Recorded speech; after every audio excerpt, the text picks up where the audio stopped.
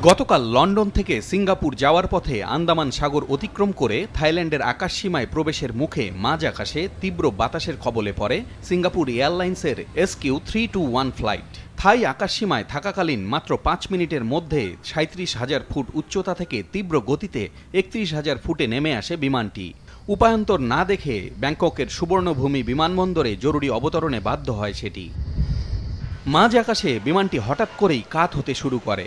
Air পকেটের কারণে প্রচণ্ড ঝাঁকুনিও শুরু হয়। দ্রুত গতিতে হঠাৎ করে নিচে নেমে যাওয়ায় বিমানের ভেতরে থাকা সব আরোহী এলোমেলোভাবে পড়ে যায়। এ সময় সিট বেল্ট না পরা যাত্রীরা সবচেয়ে বেশি ক্ষতিগ্রস্ত হন। 73 বছর বয়সী এক যাত্রীর মৃত্যু হয়। গুরুতর আহত হন আরও অন্তত 30 জন।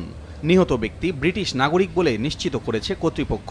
হার্ট অ্যাটাকে তার মৃত্যু হয়েছে বলে প্রাথমিকভাবে ধারণা করা হচ্ছে। সুবর্ণভূমি বিমানবন্দরে জরুরি অবতরণের পর বিমানে থাকা 211 জন যাত্রী ও 18 জন ক্রুকে বের করা হয়। আহতদের অ্যাম্বুলেন্সে করে দ্রুত স্থানীয় হাসপাতালে পাঠানো হয়। ফ্লাইটে থাকা এক যাত্রী জানান, যারা সিট বেল্ট পরেছিলেন না তারাই আহত হয়েছেন বেশি।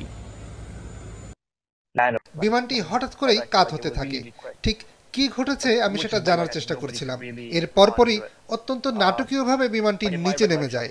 এ সময় সবাই বসেছিলেন। সিট বেল্ট না পরা যাত্রীরা সঙ্গে সঙ্গে সিলিং এ পড়ে যান। কিছু যাত্রীর মাথা ব্যাগেজ কেবিনের উপর আঘাত করে। কেবিনের লাইট এবং মাস্ক রাখার স্থানে আঘাত লাগায় সবকিছু ভেঙে যায়। গতকালের দুর্ঘটনায় SQ321 ফ্লাইটটির বড় কোনো ক্ষতি হয়নি। এরই মধ্যে অন্য একটি বিমানে সুস্থ সব যাত্রীদের সিঙ্গাপুরে নেওয়া হয়েছে। গুরুতর আহতরা থাইল্যান্ডের হাসপাতালে চিকিৎসাধীন। হতাহতের ঘটনায় গভীর দুঃখ প্রকাশ করে পূর্ণ তদন্তের কথা জানিয়েছে সিঙ্গাপুর এয়ারলাইন্স কর্তৃপক্ষ। The flight had 211 passengers and 18 crew members. The pilot declared a medical emergency and diverted the Boeing 777-300ER aircraft to Bangkok, landing at 3:45 p.m. local time. We are deeply saddened by this incident. It has resulted in one confirmed fatality and multiple injuries. বিশ্বের অন্যতম প্রধান airlines হিসেবে ব্যাপক স্বীকৃতি রয়েছে Singapore এয়ারলাইন্সের।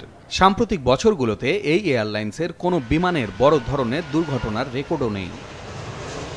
পলাশ রঞ্জন রায়, মাছরাঙা news desk.